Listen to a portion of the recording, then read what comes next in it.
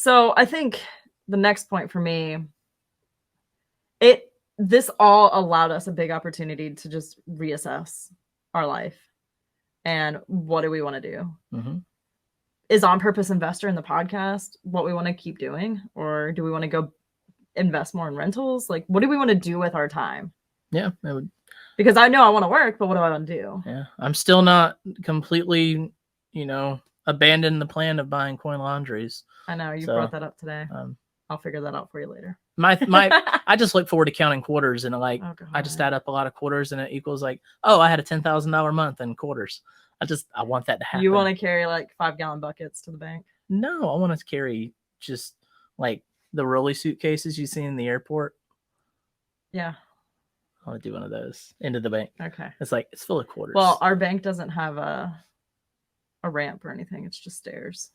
So that's why it worked out. Yeah. Get out of the muscle. You see the microphone's covering it, so it looks as big as you want it to be. Get the 2-year-old muscle to help you. Yeah, I'll do that.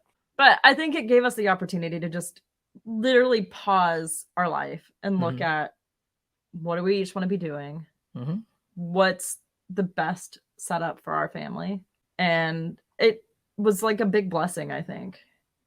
And that it forced us to stop everything we were doing and look up and say, what do we want to do? Yeah. And be very intentional. And that is butt kicking, because what people enjoy most out of life is expectation, like having clear expectations of what the next day is going to be, or what the life trajectory looks like. People find comfort in that, and they find comfort in knowing what the outcomes are likely going to be. Right. But what we're in this moment right now is essentially, are we going to burn the ships and do something completely different? Right. Are we? Right. Well, what are we doing? One of the thoughts I had was getting another W-2. Yeah. Because I knew I wanted to work. And I wound up taking a 1099 role as a fractional CFO, working with David Richter on Profit First. Yeah. So I'm helping other business owners in real estate implement the Profit First methodology in their business. And it's so much fun. I get to talk real estate with like-minded investors, help them with their finances. And I had the thought I could go find my own clients. We know enough real estate investors. Yeah.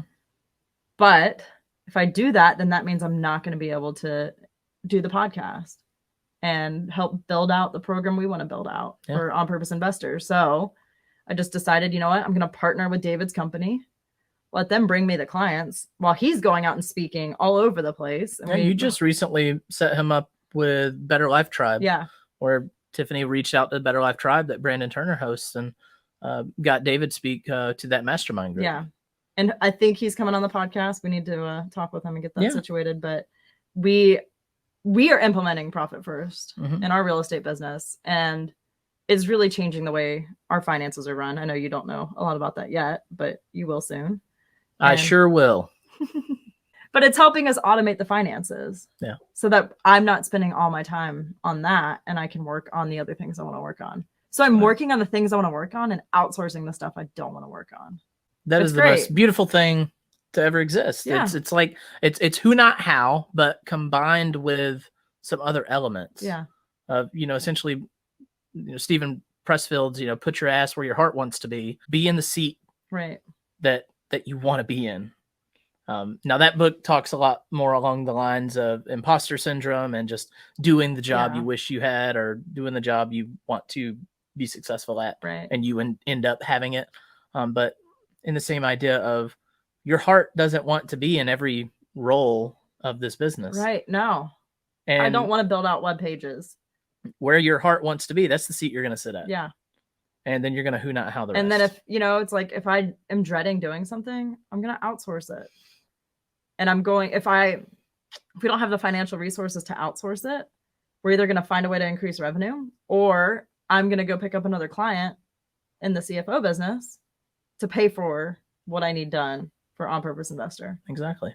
Because at the end of the day, if I'm working on something I enjoy, that's going to make me a better wife, mom, person, and just happier overall. Yeah.